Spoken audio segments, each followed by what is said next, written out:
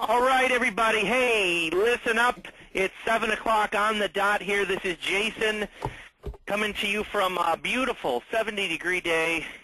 Let's see, maybe it's not 70 anymore. I think the temperature's dropping. Oh, it's still holding 70. I'm happy. I'm a happy guy. Traverse City, Michigan, Real Tour Vision, RTV Incorporated. Thank you all for coming. There's a lot of people still coming into the show here. We've got a large group of people. Tonight we have Jackie Stevens-Burke with us. How you doing, Jackie? Doing great down here, thanks.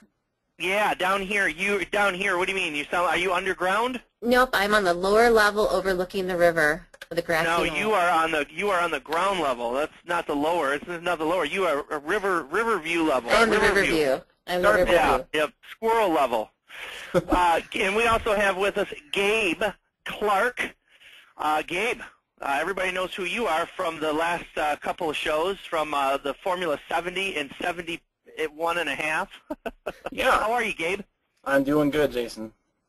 Yeah, we had a lot of people that really loved extreme themes and loader screens. We've got about 100 people in here on the show. I'm seeing it kind of smooth out a little bit. We are recording tonight. Can I do a sound check for everybody? Can I do a sound check? How are we sounding out there?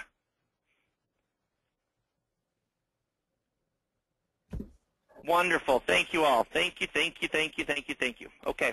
And everybody see my screen? Well, tonight we wanted to have a show all about our new tour track jobs. And a lot of people ask me, well, Jason, how do you guys get tour track jobs and all these national photography deals? And the answer is simple. We rank, I can't type,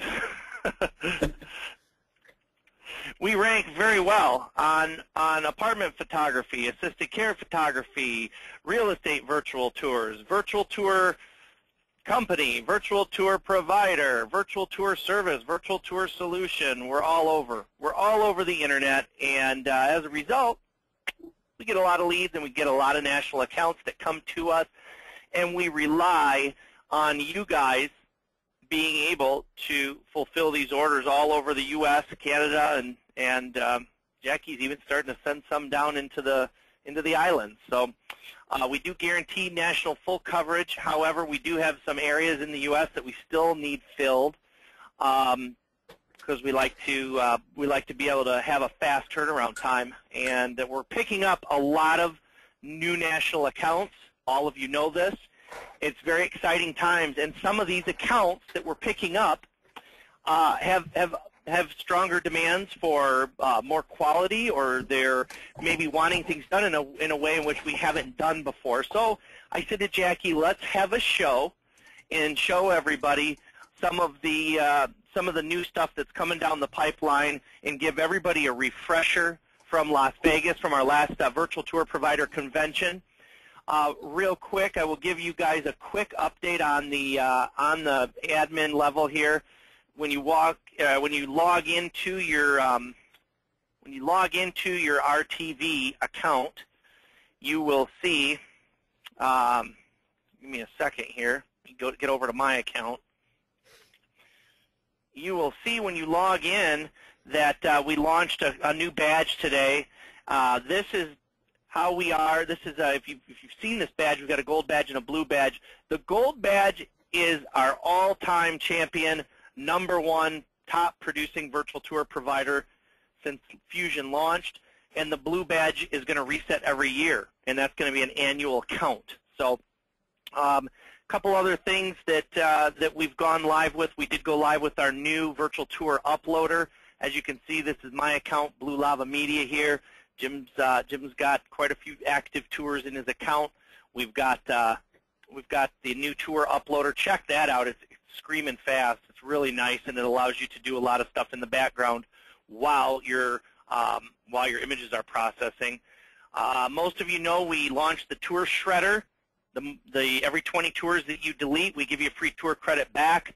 And I think probably any of you new people on the phone tonight, you use 1 tour credit when you do a production on your own, and when you do a tour for Jackie here, you're going to not use one of your tour credits, but you'll essentially use an RTV tour credit, and then we pay you via check. So That's the tour track program that we're going to talk about tonight.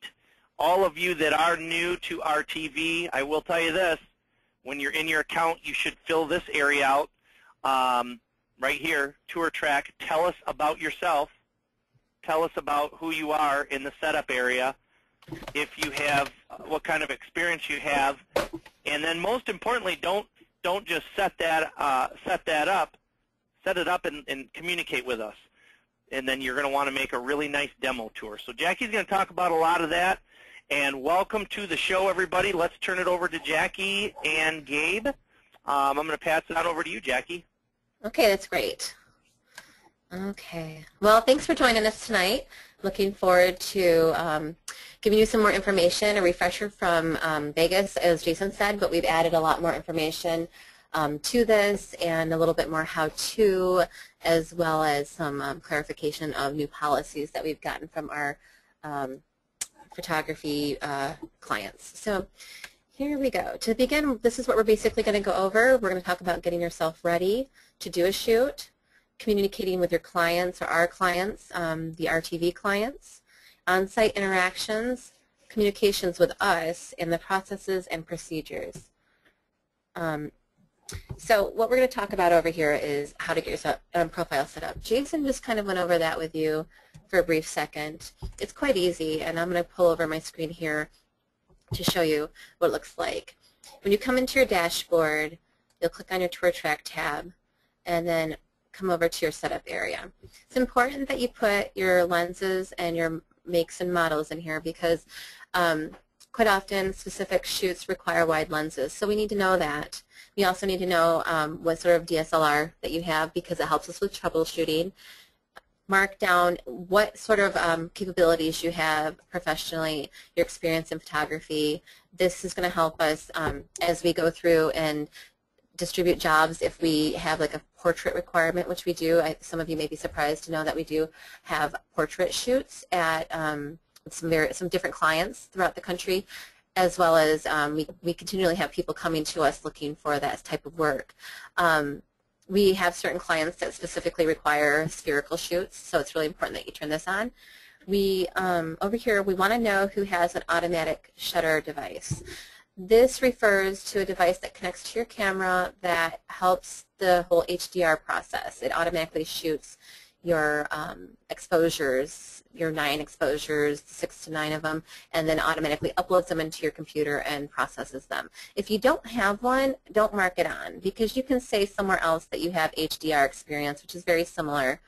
I don't want you to mark any of these as being something that you do have if you don't have it, but expect to get it if you get a job. That makes it difficult on my end to know how quickly we can have a job turnaround. If I put somebody on a job that requires the automatic shutter or a wide-angle lens because it's indicated in their profile that they have one, and then I find out they actually have to get one, that could add several weeks to my turnaround time. It's just not the best idea. So it's always good to just put the actual correct information in there. If you're kind of teetering on getting some new equipment, give us a call and we can talk with you about it and you can decide if it's a good business decision. But I think it makes a lot of sense to always at least have the wide-angle lens and the knowledge of how to bracket if you don't have a shutter control device.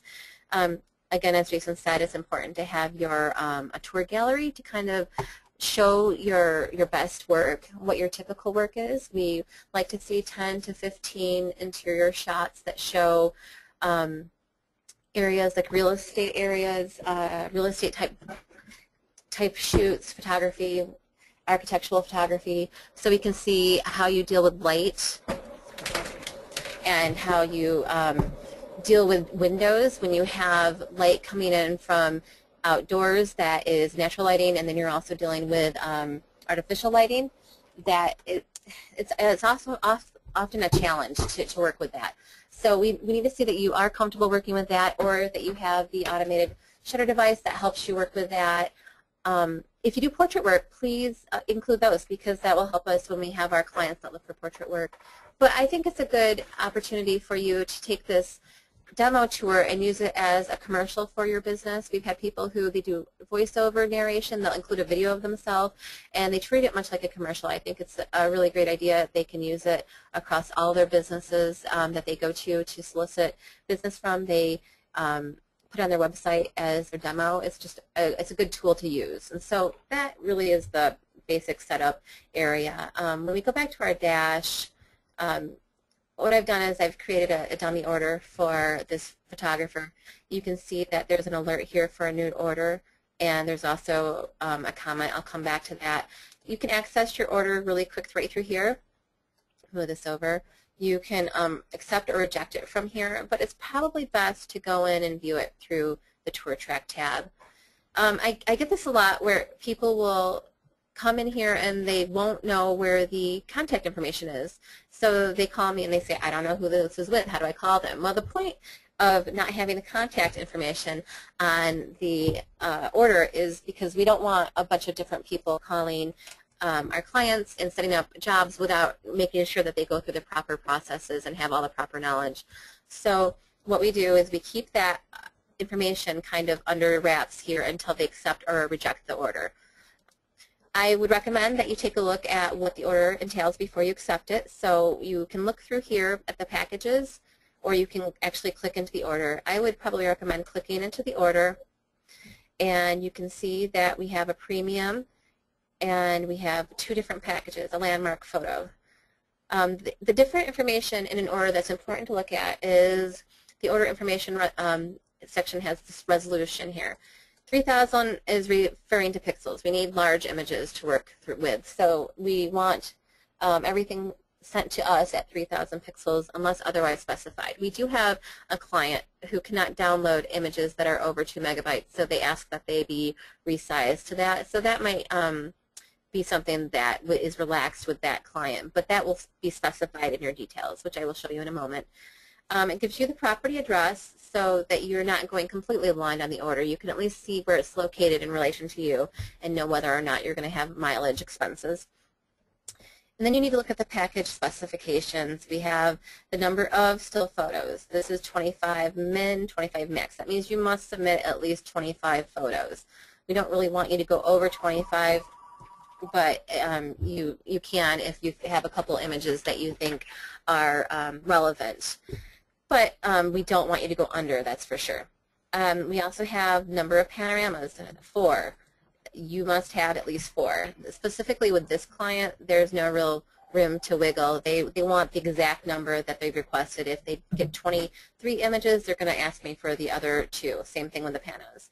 It shows you what your dealer share is. The dealer share means the share of the shoot that you get. This is how much you will be paid once you complete your order. And it also will tell you if you can have partial panoramas in your tour. Some of our clients don't allow partial panos. They, for various reasons, if they don't use our viewer, or they get mass distribution through a third party, they are required to have full 360 panoramas. Then you must take a look here at the view the notes. This is really important because each package will have kind of a little brief description of what this package entails. This is pretty to the point, but the landmark photo, you might be a little confused about what this means. One picture of a landmark. So right here, it just explains that the landmark is just a local nearby thing that is probably located across the street from this facility and is used to be a landmark for somebody who is going to be driving by. They don't want you to go to the Washington Monument. They want you to show the Home Depot across the street. So, and it tells the photographer to check the bottom of the notes, which would be under here, to find out where. So you'll see here we also have a section for attachments. This is usually used for shot lists and or style guides for the order. Here I just attached a simple image, and I can download it if I want to, but it was just a photo of a kitchen. I attached that and then indicated at the bottom of the order to look at the shot of the kitchen because they want the same shot taken. They want it to be duplicated. So you'll just make sure you kind of look for that to be there, and if it's there, download it, look at it, read it.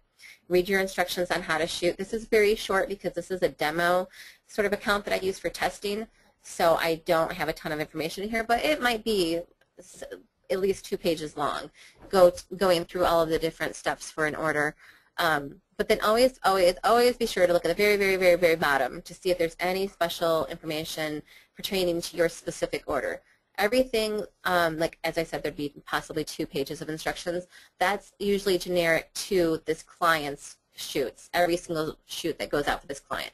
And then below, the very bottom, will be a little note that talks specifically about that location that you're looking at in your order.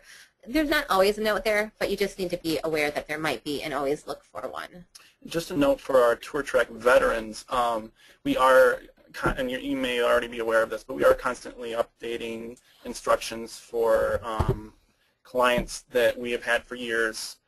So always just kind of keep an eye on that, at least look at the bottom and kind of just look and see if there's anything out of the order, or anything different in there. That's a good point that Gabe brings up, because I know when we do make updates, I try to put a little note at the top that says updated and then date, but it's always good to read through, especially if it's been a couple weeks, a couple months since you've done a job, because you don't really know what has changed in that time. I've had problems where we had a photographer who shot something 1 year and then 2 years later went to go do a completely different shoot, but followed the instructions that they had remembered from previously and basically shot the entire wrong thing. And it wasn't because, you know, he went out there thinking he knew what he was doing and he did exactly what he thought he should, but because he didn't read the directions, he did it completely wrong and had to end up going back. And so it's just really important to make sure that you're looking at that, even if you are a vet. And as always, we're always tweaking things. A lot of our instructions kind of passed over from the old Tour Track, and we've been slowly rewriting them as we go. So if you find something that contradicts, then just draw our attention to it, and we can fix it or explain maybe why it does. But it's just helpful. You know, we appreciate that sort of information. The other thing I was showing you, so this basically actually breaks down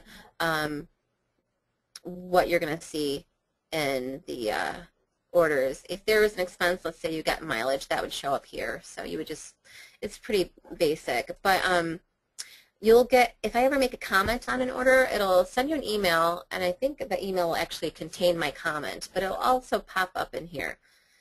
And this will alert you, and you can access your comment through this section, or you can access it through the actual tour. So I made a comment, and it says, please call the client ASAP. And then I can say, oh, I will. And you can comment back. That will send me an email, and I will get that email and comment.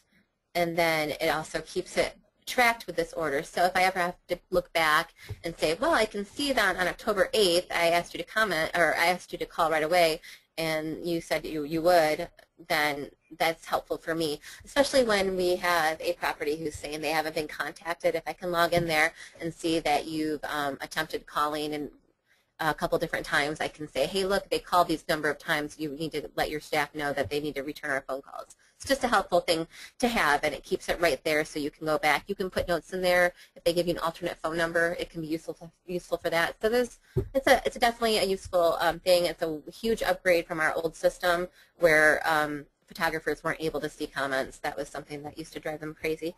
So, Gabe, do you have anything to add about this quick section that we went over in the Tour Track area? No, I think you just about covered it.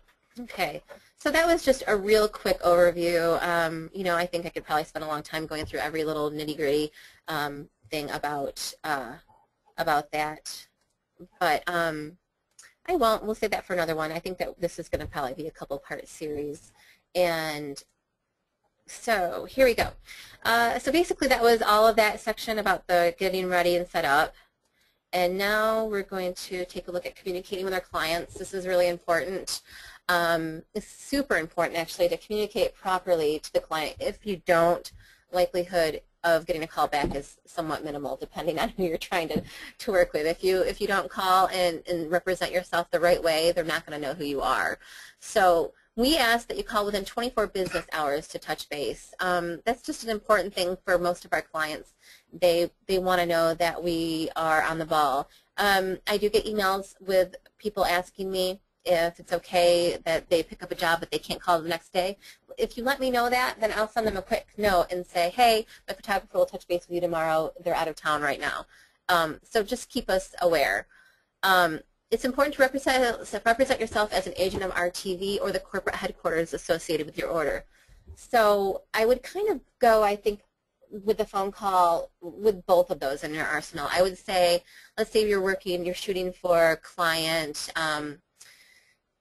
Home Depot, and Home Depot has contracted with us to shoot all their stores. So you can say, hi, I'm Gabe at RTV. I've been contracted by Home Depot to do your photography shoot.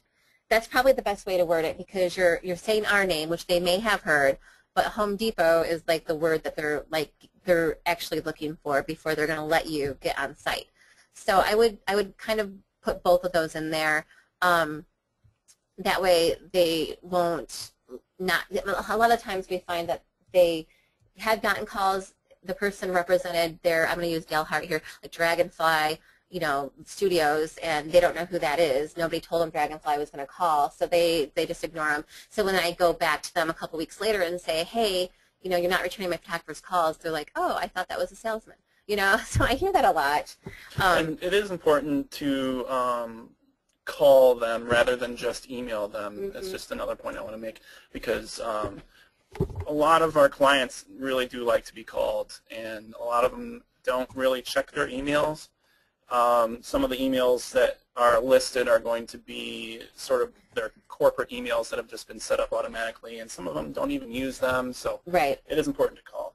Right. That's a really good point that Gabe makes, because that is correct. They often don't read their emails.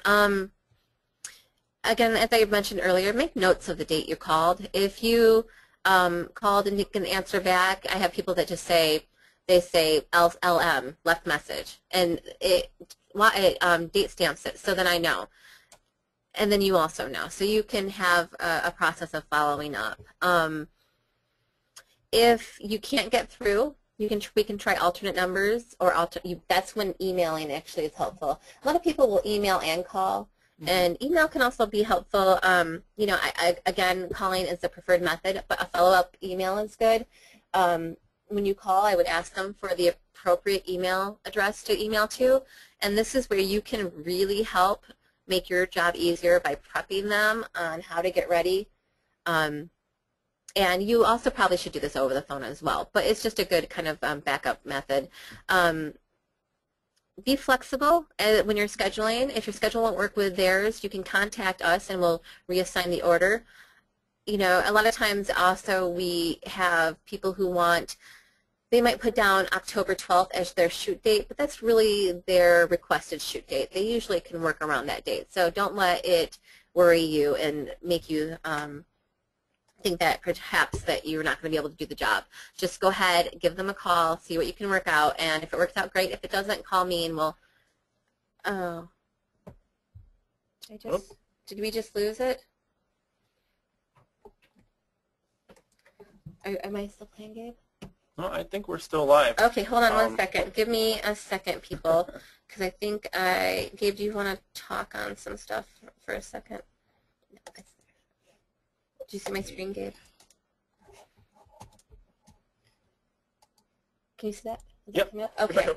It just kind of crashed on me. My PowerPoint crashed. Okay, sorry about that, everyone. Set expectation for the shoot. This is where I said help them to know how to get ready.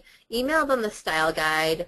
When we're doing hotels specifically, let them know that their breakfast area is going to need to be stocked for the photos, so they are ready for that. If you're shooting for an apartment complex, find out if they have a model that you'll be shooting. If they don't, then have them make sure that you have a market ready, which is a vacant one that's clean for you to shoot.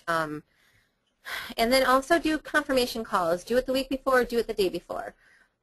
Those are both really important. I would actually even do 2 days before, because the day before, if the person's out, then it could give you kind of a sense of, I'm not sure if it's okay for me to come still. So I would do a week before and a day or two before and just confirm with them so they know you're coming again, go over with expectation. Let them know when you're going to arrive. Give them the kind of the lowdown on your process and how to get ready. Those will help you when you're on site for it to go smoothly. Gabe, anything to add about that? No, that sounds good. Okay, great. Yeah. On-site interactions are really important. You're always representing RTV when you're on site. We ask that you always be pleasant, even when under pressure. Under pressure kind of happens a lot, depending on where you are and where you're shooting. I mean, especially when you're working in a big facility, there's going to be people around that you have to work around. There's going to be things in the parking lot, cars that you're going to have to work around. So just, you know, be pleasant, smile, grin and bear it.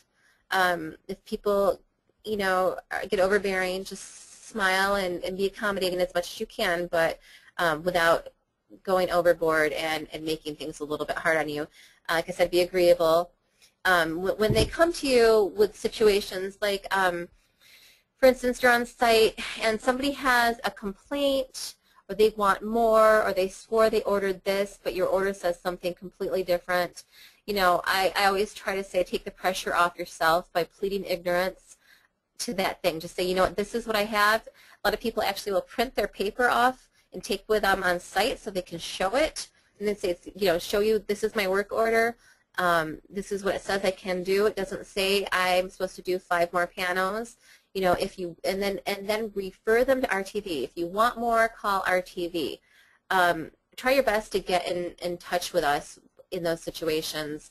You know, in some circumstances, if you've traveled a huge distance and you want to just be or you want to accommodate them because you don't want to risk having to go back, then it is possible to just go ahead and do the extra shooting. But I would not process those photos until you have been you have found out from us that it's okay, that they've upgraded and actually gotten those things. You know, we have upgraded orders after the fact, and so that does happen.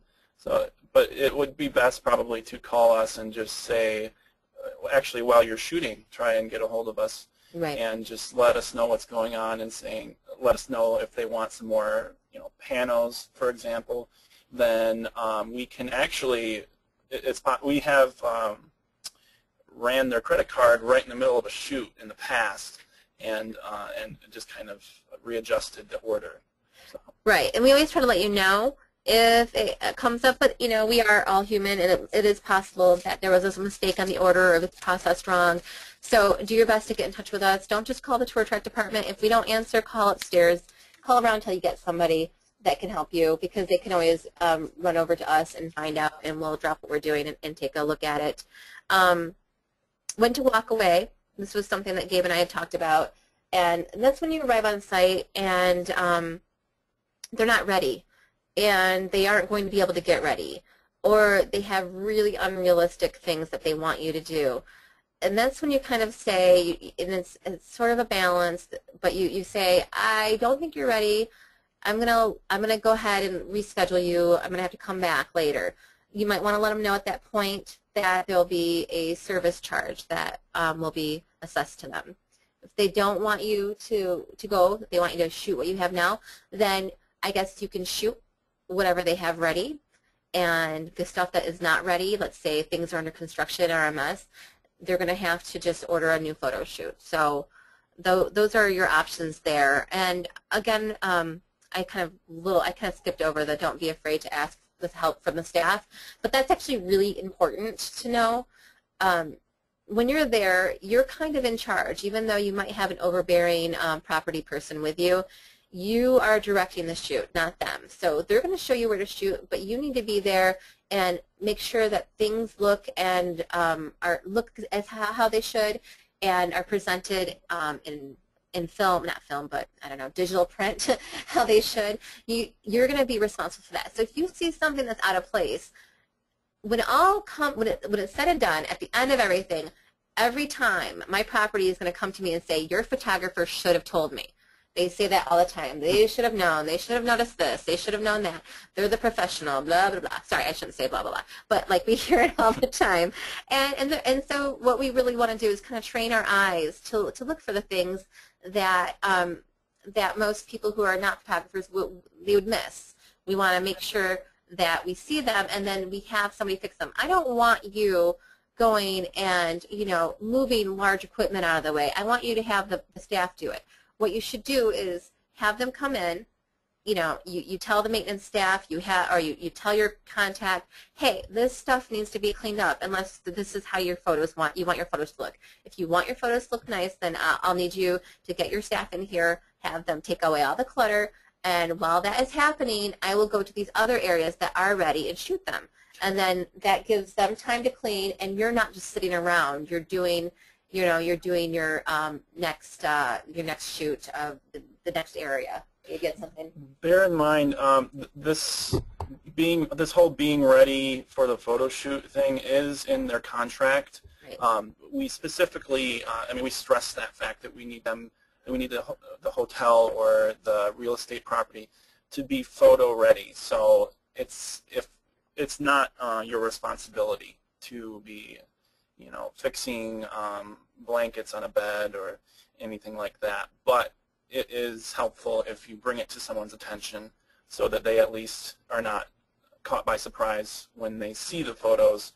But yeah, we do give them these expectations up front. Right, and we also tell them how to get ready. However, we may send it to one person who might not be the person that will be on site with you that day, so they really might not have a clue, and that's where you're going to have to educate them. This actually is kind of a good point, too, because when you are calling to make the appointment, that's when you might want to ask who will be taking me on site to the different locations, because that might be the person that you want to talk to, or you might want to just stress to your contact person, make sure that the person who leads you around the area knows what is expected of, you know, the areas to look like and how to get them ready too, just to be safe. So we've actually had a hotel owner take a TV, I think a flat screen TV, around to each room, and it took a little bit longer for the photo shoot. So that's just things like that can come up, and you just need to be aware that that can happen. Yeah. But if it's something that's taking up, you know, a lot of your time and it's unnecessarily long, and then you need to just say, you know, I can't keep doing this. We need to just keep shooting, and just, you know, you can apologize, but this is just supposed to be ready. Right. So, and I would also kind of recommend maybe doing a quick run-through of the common areas when you get there so you can identify problems right away. So, for instance, I had a photographer who came, and the breakfast area was not ready. That he shot everything. I don't know exactly what happened. All I know is at the end of it all, he went shopping for yogurt with the hotel owner. So that's how he got to spend his day. But you know, I think if we could do a run-through of the different areas and identify, oh, hey, wait, you don't have your breakfast stacked and your pool chairs all messed up. Get those areas ready. I will go shoot the rooms in the meantime. And then they have time to do that. You know, if you're just kind of going to go around and then without maybe doing the overview, you might not realize until it's too late, and then you're stuck shopping with the hotel owner for yogurt. So. And you might be saying, wow, these people are, this happens all the time, these people are crazy. But no, I mean, we're just kind of sort of trying to arm you with knowledge about this stuff. This is not something that happens all the time, this stuff. It's just, you know, it happens on occasion, and it's just something to be aware of and just to know how to handle. And it's good. I mean, obviously we're using sort of worst case scenarios, but it helps kind of stress the point of how important it is to educate them on how to be ready. So and no matter what you do, you can send them emails, you can tell them on the phone, you might show up and they still might not be ready. So just, you know, just be laid back. It is what it is. Do your best. Smile and nod. And then send me a very detailed email and put it in the comments so that we have all of that documented.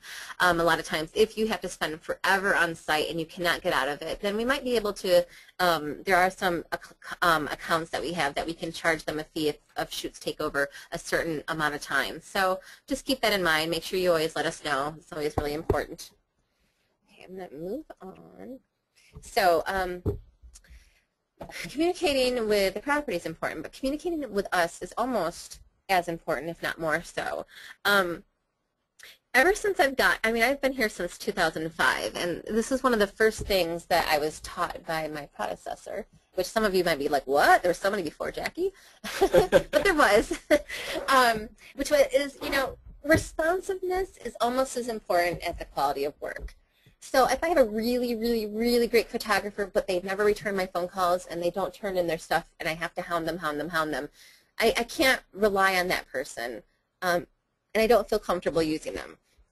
If I have a person who's super duper nice, but their photos are taken with a point and shoot camera and they're fuzzy and out of focus, I can't use that either. So it's just, those are the things, those are the two really important things, having good quality of work, but also being responsive, communicating in the comments and talking to us. I wrote accepting your order in the system. That might seem odd to you, but I do have photographers who get the orders and they might get previous communication with me about a job that I want done. They might even be provided with a phone number and they might just go off, and this is kind of actually why I've made it so people can't see the contact information until they accept the order, is because we had people who would not accept the order. It would be stuck in waiting for weeks, but they would go through, shoot the order and be working on them, and I wouldn't even know. Like, I have no way to know what was happening with that job because they weren't going through the actual system and marking that they accepted, scheduling it in the system, letting me know. I have a lot of clients that will call me and say, where are we with this job? I need to be able to go in and tell them, or I can call you and, take you away from whatever you're working on to tell me. And it's just quicker if you just have it in there already. Same thing with scheduling your orders, just schedule them. If you have to reschedule from all of the testing I've done, you should just be able to go in there and submit a new date. Put your comments in the orders. Anything out of the ordinary that happens, every time that you call, and anything that you need me to know. Like if you have a question for me, hey, is it okay if I do this and this and this? Then put that in there because it comes to me via email. I go back in, I'll comment to you, and it's just a good way to kind of keep track of things. When you send an email about an order, reference your location ID and the client. So let's say you're shooting Hotel California for CA234 Hotel California for choice. Then I'd want that to be in the subject line. Or if it's an apartment complex for one of our larger clients, you'd probably put the name of the apartment complex and then the main client, just so that I know when I can look at it, and then I will know exactly what order you're talking about and be able to find it more quickly. You can always call us.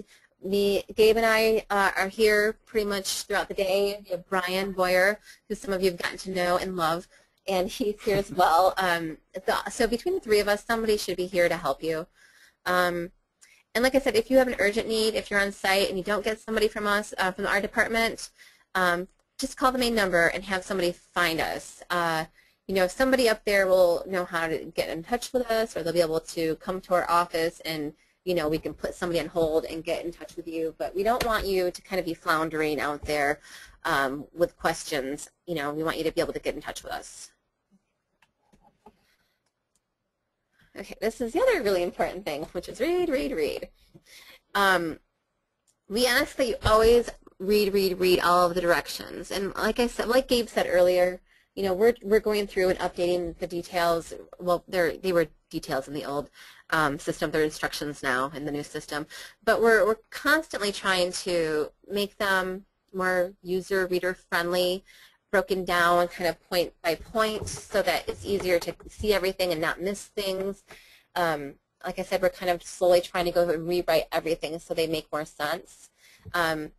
I kind of went through and talked about how these parts, when we were in the demo tour track account, the package description is important. It's important to read the number of pans, number of stills. Is there a tour needed? Are partials able to be used? All that information's in there.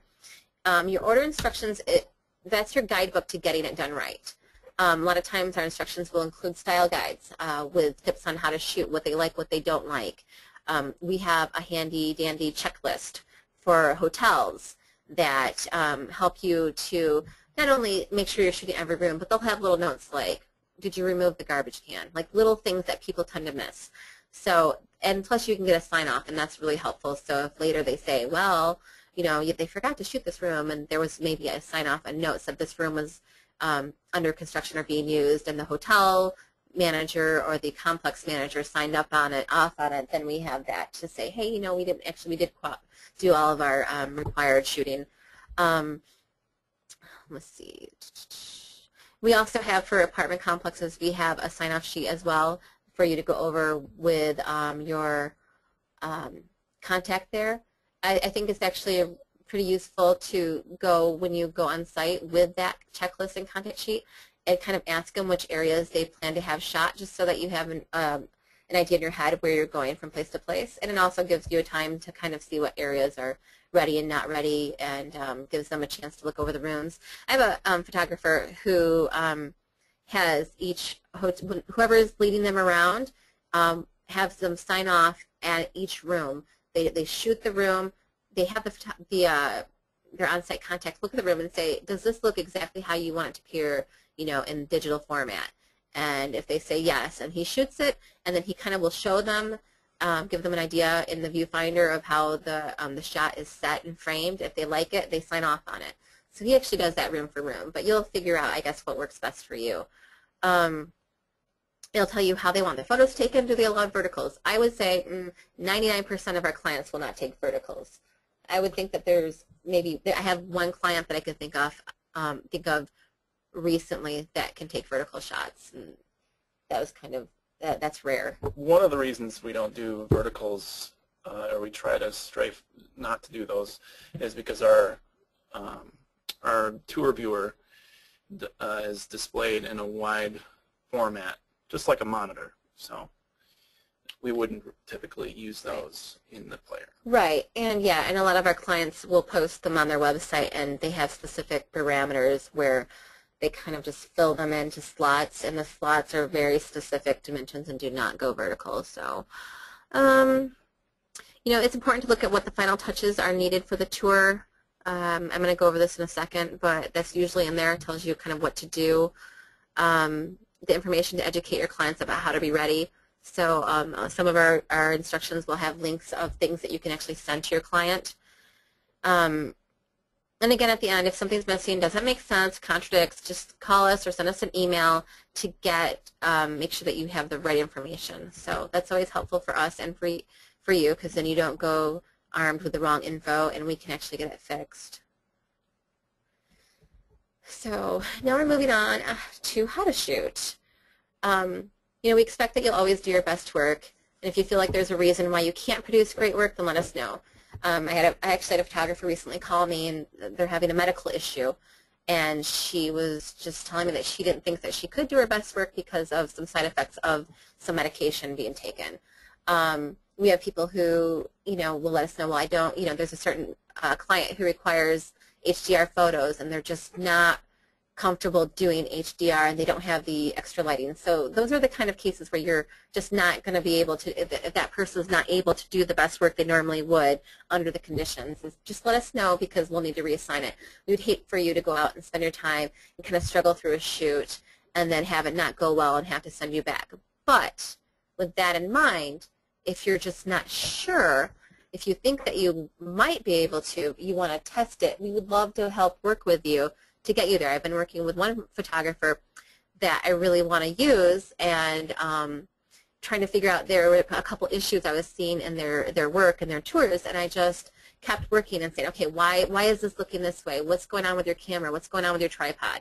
Okay, what if you change this? What if you change this? And through working with this person, we were able to get the photography to a quality where I was able to give her a hotel shoot, and I think her first one came in recently. I'm going to go look at it soon, but I'm excited to see it. But we were able to kind of figure out what was going on with the camera, with the processing, with the tripod that was causing the issues that were making me leery of having her do, an important shoot. I really wanted to. So I prefer really, I guess this is kind of offside, but when I first started here, if somebody's work wasn't good, I would just kind of hide my head in the sand and just not use them because I didn't want to hurt their feelings. But the last couple of years, I felt like that was a disservice to people because, well, I don't know if you've heard of the last lecture, but I was listening to that, and I thought, hey, You know, when I don't tell somebody that they need to do better, then that's me believing they can't do better, and that's me giving up on them. And I didn't want to give up on anybody. And so I wanted to try to give feedback out, like, hey, you know, this might be a little bit wrong, or if you did this a little bit differently, I really want to use you. I value you. You know, I thought that was more of a, you know, service, even if it might risk hurting their feelings, which I hate. It drives me crazy. I hate telling people that something didn't go right. I used to make Ben Nor do it when he was here. So, but it's because I believe that everybody, you know, if I help somebody to get better, then it's going to show in their work, and then they'll be able to command better results and have better results in their own work too. So I guess that's my philosophy. Well, I think our support is one of the reasons that a lot of our photographers love working with us, and we have definitely been stepping up our feedback.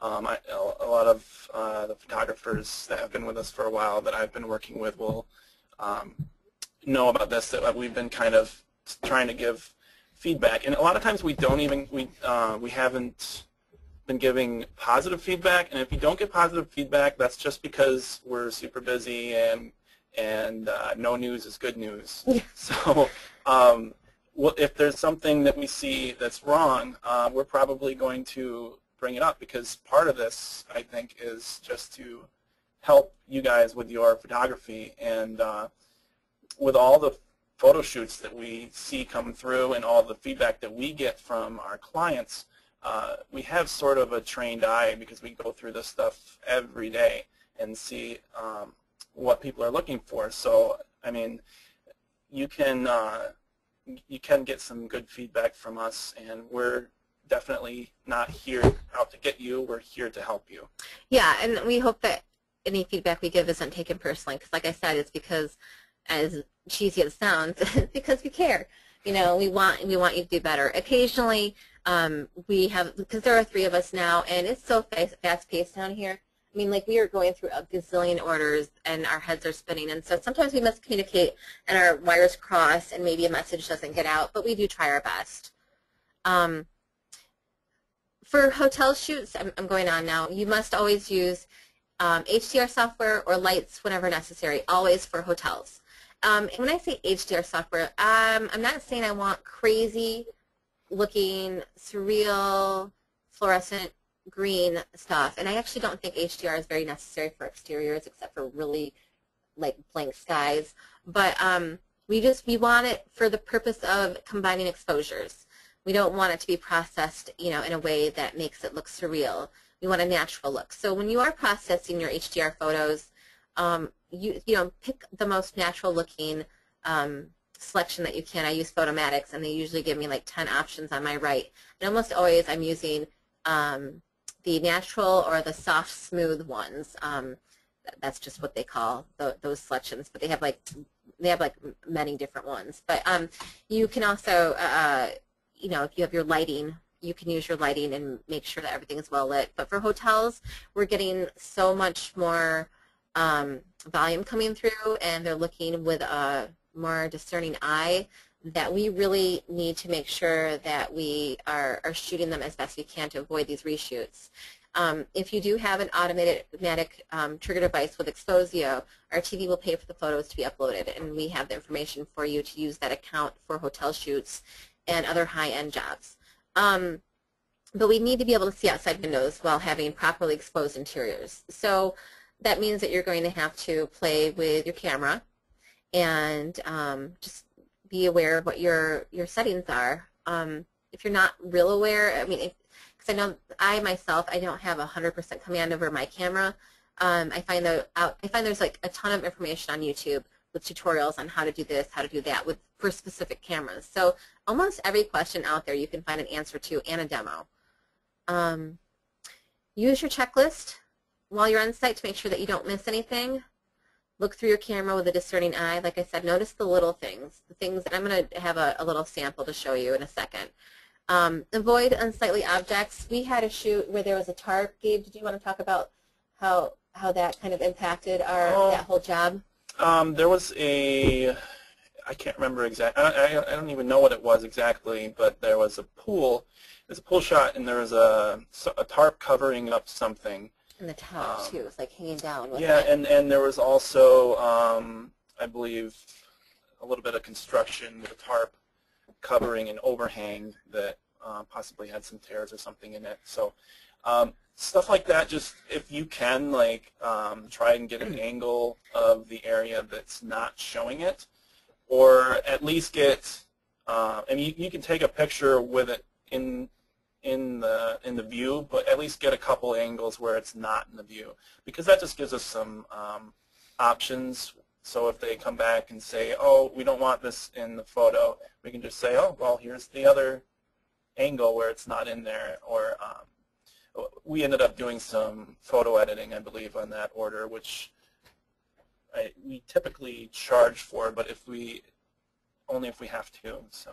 Right. And with that in mind, if there is something like that tarp, I would, and I've had people do this, if you have something that you are having a hard time working around, take a photo of what the place looks like so we can see what you're dealing with, and then work magic after that. Use your angles, use your level of where you're at, go get up, get high, get low, and do whatever you can to give us an awesome view.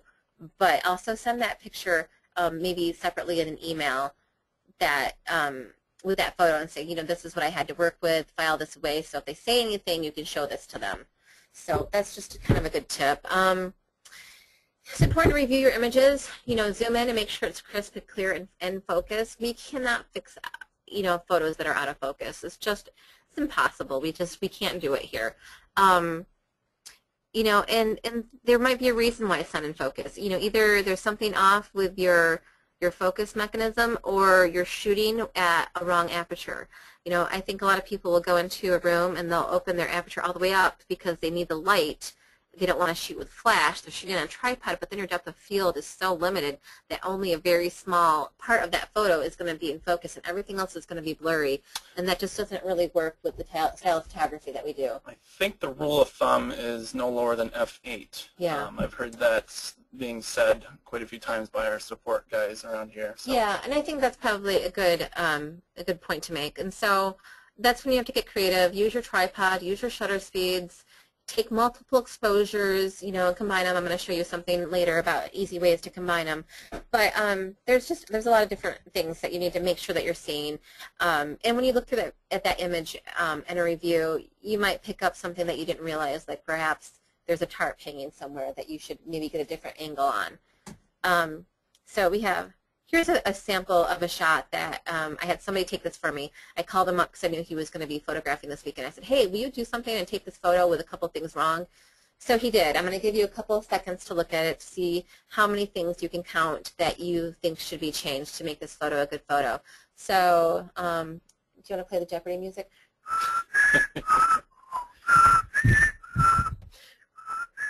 Okay, I'm smiling now, so I can't whistle. Okay, so I gave you a second to kind of look around, and I'm going to show you the next picture where I circled everything. We have inconsistent lights. We have one light on here, and these two lights are off. Sometimes we'll find every light off and just one light on in a very obvious spot. This is actually not as easy to see because it looks like they have light.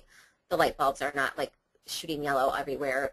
But in other photos, it's very evident and doesn't look that great. We have, this is not very neat. This should be straightened. Either, I know that we're not maid service, but that's when your person who is taking you around, they can get that straight. We have, so these are things that Gabe would be having to fix after the fact. They would call him up and say, the photographer should have noticed this, and he would have to kind of fake over the fitted sheet and smooth that out. Here's a wrinkle here, so that's uneven down there. This person left the garbage can and the little papers up there. All that stuff should be moved. I'm having repressed memories here coming back. It's okay, Gabe. You'll be fine. I want to note that this is also an unprocessed photo, so I don't want somebody to email me about how there's shadows and stuff. Okay, that's not the point. He just sent it to me unprocessed. And actually, we have some new clarification on windows for choice. And hotels, I think, in general. Previously, we've said that the windows need to always be open per their request. But I sent this exact photo over to them today, and I said, okay, I think that the standard needs to be relaxed because while it's not super ugly outside the room, certainly having this curtain open is distracting from the beauty of this room. You know, if this were all the way closed or if there was a sheer, it would look way better. So what they've said is, yes, you know, I guess it's going to become more of a photographer's judgment. If there's something outside the window that isn't nice to look at, and I find these really distracting in the picture, then if there's shears, it'd be preferred that we pull the shears closed, but it doesn't look like there's shears here. So at that point, it would be permissible to close the curtains. So we're going to be changing that in our instructions soon. But it looks like we're going to be able to kind of have a little bit of a creative license here on Windows. But that doesn't mean I want everybody to close their window because they think it's easier than having to deal with exposures. But in this case, having that image outside the window, I think, is distracting. So, so that's everything here in the clarification on Windows. What about the cord? Well, yes. Well, I was going to, yeah, the cord. I didn't go over the cord. The cord, yeah, it's plugged in. It has to be plugged in. But Gabe and I have been dealing with people who want cords removed. So what we would like to do is to ask you to take painter's tape or packing tape or something on site with you. Just unplug that cord and tape it to the bottom of there. You know, tape cords out of view as much as you can. And that would save us from post-production. That will save you from post-production. It just makes it a cleaner picture, and it's an easy fix. So we're going to ask you to start kind of thinking about doing that when you see something just like a mess of cords or something standing out that kind of distracts from the pictures. It would be a cleaner picture without that there. And I don't know if I might not have heard you mention the garbage can. Yeah. Usually that's pretty easy to move out of the way, and right. It's a little bit unsightly. I mean, it does. I don't know. I could take it or leave it, but Choice typically likes to have those out of the shop. Most people don't want garbage cans. I always say take everything out of the room and just stick it in the bathroom. They also don't want to see the toilet. So if you have, you know, if you're taking a photo from the other alternate view and the bathroom door is open and it shows the toilet, they don't want to see the toilet. They don't mind seeing the bathroom, but nobody really wants to see a toilet. I've not run into any client that has wanted that photo. It's kind of funny. They don't really want the toilet. Right, right. Yeah. They want the vanity, they want the shower, no toilet, please. Another thing we're asking is that you watch your foreground. So here, we've been running into this. You know, this is a lamp, and while it might show you, give you an idea of the depth of the room, it still is distracting. And, you know, we don't see this a lot, but what we more often see is, let's say you're at a pool and you're stuck at a corner, and there is a pool table, not a pool table, but a table by the pool right here, and there's a chair right here, and the chair back ends up taking up the whole bottom of the picture. You know, move that chair out of the way. You can still have the nice umbrella up here in the table to show your view, but that chair really is giving no benefit to the photo. So just kind of look at it, think about, you know, is this adding anything to my image? If not, let's remove it.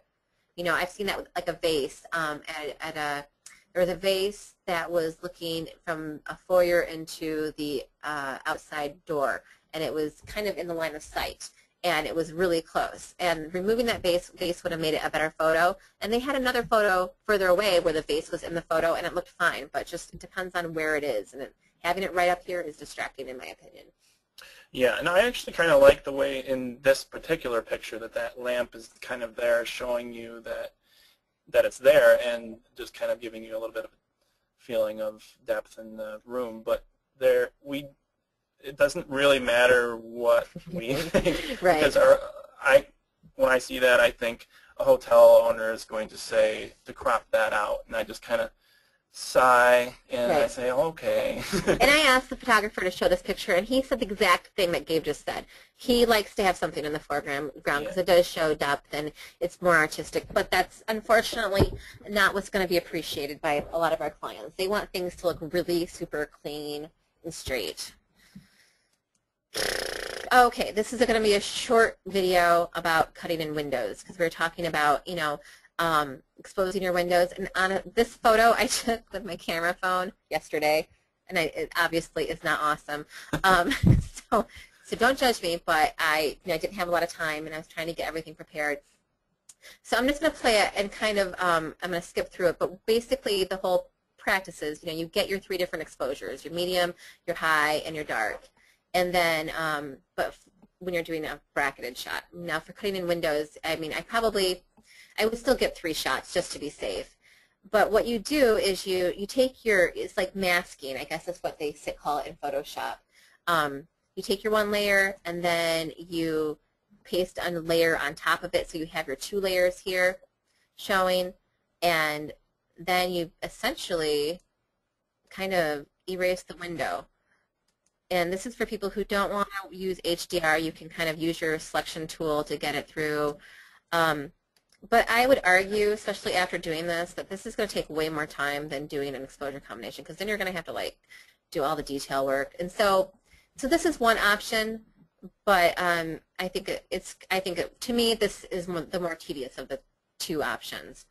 So then I did a quick and dirty HDR. I know that Photoshop Elements has a photo merge option, so does Corel Paint Shop Pro, which I use this in. And so it's, again, taking my same 3 photos. I browsed for my 3 shots outside the window here at my office. That was a view from our office.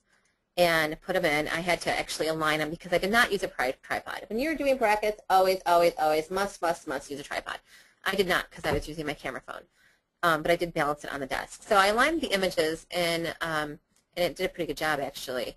And then I essentially combined them by using the different brightness and clarity. And then it will spit out a new image here. After it spits it out, you can actually do a little bit of editing in it to make it more bright. And I do a little side-by-side. Like I said, this is really quick, of the different exposures, so you can kind of see how they differ. That's my merged one. That's my overexposed one. This is my dark one with no real sky on. Or there we go. So you can see the monitors are different. That one's a little bit. You can see it a little bit lighter. So I just wanted you to see that there is a way, where you don't have to spend a ton of money, and you can bracket your images, and you can use mostly whatever software you have to create an HDR image that, or an exposure combined image. And then later we can process it. You can lighten it and darken it a little bit afterwards. Again, keep in mind, camera phone. So. It's a gorgeous reflection. Yeah, I love this part, I know. Dave has spent hours erasing reflections also. Oh, yeah, that's another thing. But, watch your, if I don't usually recommend you shoot with a flash, but if you are going to use a flash, probably at least soften it and make sure you're not getting some feedback from windows or any kind of reflective surfaces that's not blowing back in your face. And that's really hard sometimes. That's where, like, if you have external lighting, a light kit, that's probably how it best combats that sort of issue. But just do your best to kind of be aware. Okay, so finishing your stuff. Never build a tour track tour using your own account. And what I mean by that is don't log in, click on your FSD and start a new tour. You build a tour using this tour button. You upload your still photos using this HD images button. Those 2 things. So keep that in mind. I don't want you building a tour, because if you build a tour in your account and then are like, oh, I did that, well, you're going to have to build a tour again. So I cannot transfer it. It's just not possible. So uploading your still photos. Make sure all the JPEGs uploaded to the HD image section complies with the naming conventions given in the order. This is important, especially since we have some clients that have very specific naming conventions. If your job that you're working on does not specify naming conventions, then you're in the clear. But if it says please name them this way, then please name them that way, or you might get a kickback from us to have you rename the photos and upload them. This is a side note to people who are shooting hotels. Please name the hotel for what the room type is. Saying the room number, if it's room 203, that does not tell us if it's a queen room, a king room, the queen suite.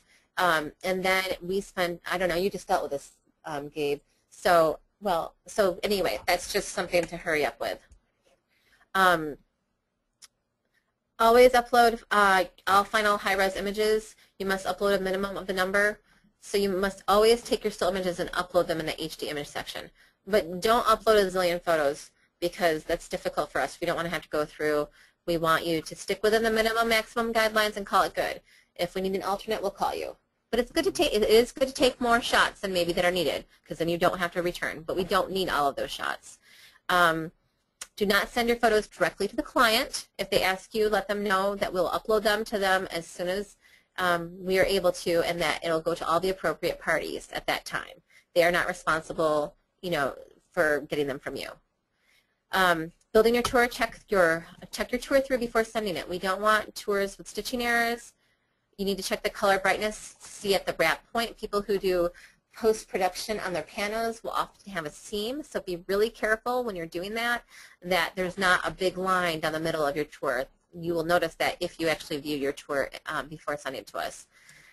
The wrong pano specification. If you upload a pano and it's or even a still shot and it's listed as a partial pano, or a partial pano that's really a full pano, you just make sure that you have that set right, because it'll warp and we'll have to just fix it. Checking your horizontal field of view. That's if you have a partial pano and it looks warped, you need to go in and you need to play with that number so that it looks right. If everything looks, if some things look a little weird and you don't quite know why, a lot of times if you zoom in on the pano a little bit in the pano editor, that will kind of fix that issue. So just, that's not something that you would notice until you view the tour. Make sure you've assigned the tour theme. A lot of times the instructions will indicate what theme that should be. Do not upload all your still photos to the tour unless requested to do so. Just take a good mix. Shoot a shot of each area along with the panos, or areas that were not shot where you didn't shoot panos of, so it just shows you an overall feel. And don't forget to mark it complete. I get this a lot. People will have it in work in progress, and they think they're finished, but they don't ever mark it complete, so it never sends it to me, so I don't know it's done. And finally, it's always best to cover yourself, overshoot, err on the side of caution. If something prevents you from shooting a required photo, take a shot showing the issue. We talked about that with a pool.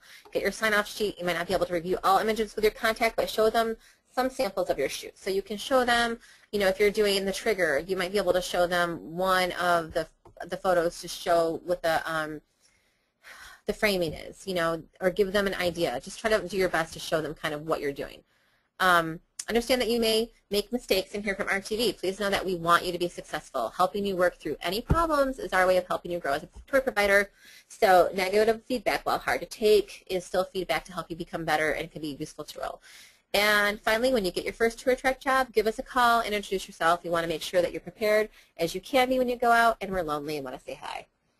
So there's the tour track fairy, and that's basically all. She's gone now. So anyway, I just want to thank everybody who joined us today. It was fun. I thank Gabe for staying here with me, because he had a lot of good points that I maybe wouldn't have missed. There's so much that is involved in doing tours and doing this job that having somebody else here beside me to help me go over the things, is really helpful.